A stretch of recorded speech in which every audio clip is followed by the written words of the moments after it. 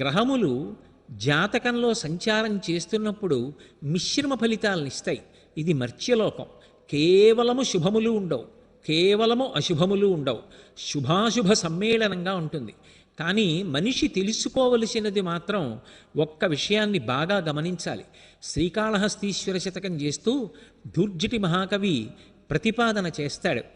గ్రహదోషంబులు దుర్నిమిత్తములు నీ కళ్యాణ నామంబు ప్రత్యహమున్ పేర్కొను ఉత్తమోత్తముల బాధం పెట్టగానోపునే దహనం కప్పకజాలునే శలభ సంతానంబు నీ సేవచేతి హత క్లేశులు కారుకాకమనుజుల్ శ్రీకాళహస్తీశ్వరా అంటాడు.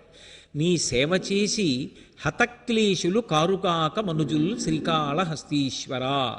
గ్రహములు ఆ జనన సమయాన్ని బట్టి ఒక సంవత్సరంలో కొన్ని ఫలితాలను ఇవ్వడానికి సిద్ధంగా ఉండవచ్చు, కానీ అధిగమించడానికి కూడా ఒక అవకాశం ఉంటుంది.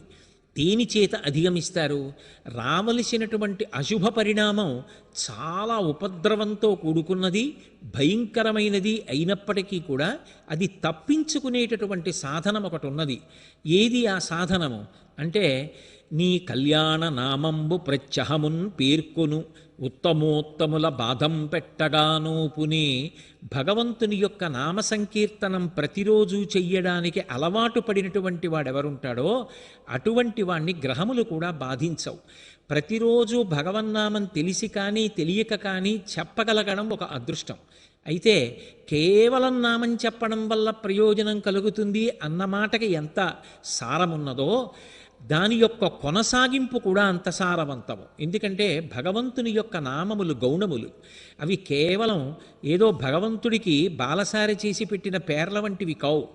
ఒక్కొక్క నామం చెప్పగా చెప్పగా చెప్పగా ఆ నామము యొక్క అర్థమేమి అని తెలుసుకునే ప్రయత్నం చేశారనుకోండి, దాని వలన భగవంతుడు ఒక్కొక్క గుణాన్ని ఆవిష్కరించినప్పుడు, లోకాన్ని సంరక్షణ చేయడానికి ఆయన ఒక్కొక్క లీలని ప్రదర్శించినప్పుడు, ఆయా సమయాలలో ఆయన చూపించినటువంటి దయ, ఆయన యొక్క కారుణ్యం జ్ఞాపకానికి వచ్చినప్పుడు, లోకం ఆయనని కీర్తించినప్పుడు వచ్చినటువంటి పేర్లు ఆ పేర్లు.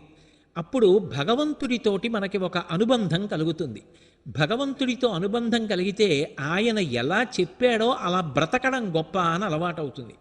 ఆయన ఎలా చెప్పాడో అలా బ్రతికితే ధర్మాన్ని పాటించినట్టు అవుతుంది. ధర్మాన్ని పాటిస్తే మనము ప్రశాంతంగా ఉంటాం, లోకము ప్రశాంతంగా ఉంటుంది. అంటే నిజానికి సమాజము యొక్క శాంతి భద్రతలన్నీ దేని మీద ఆధారపడి ఉన్నాయి అంటే ధర్మాచరణము వలన మాత్రమే సాధ్యమవుతాయి.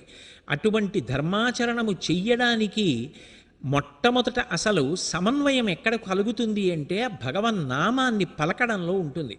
అందుకే పంచాంగ శ్రవణము చేసి, ఒకవేళ గ్రహగతులు అంత బాగాలేవు, ఆనుకూల్యత ఎక్కువగా లేదు అంటే దాని గురించి బెంగ పెట్టుకోవలసినటువంటి అవసరం లేదు. ఏ బెంగ పెట్టుకోకుండా చక్కగా భగవంతుణ్ణి నమ్ముకుని ధర్మ మార్గంలో ప్రయాణం చేస్తే వాడు చేతికి నూనె రాసుకుని పనసతొనలు తీసిన వాడితో సమానం.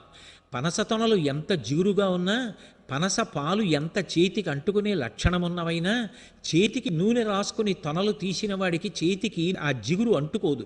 అంటుకోకుండా నూనె కాపాడుకుంటుంటుంది. అలాగే ధర్మ మార్గంలో ప్రవర్తించిన వాడికి భగవంతుని యొక్క అనుగ్రహం ఉంటుంది. భగవద్ అనుగ్రహం ఎవరికి ఉంటుందో అటువంటి వాణ్ణి గ్రహములు కూడా చెనకి విశేషంగా బాధ పెట్టవు.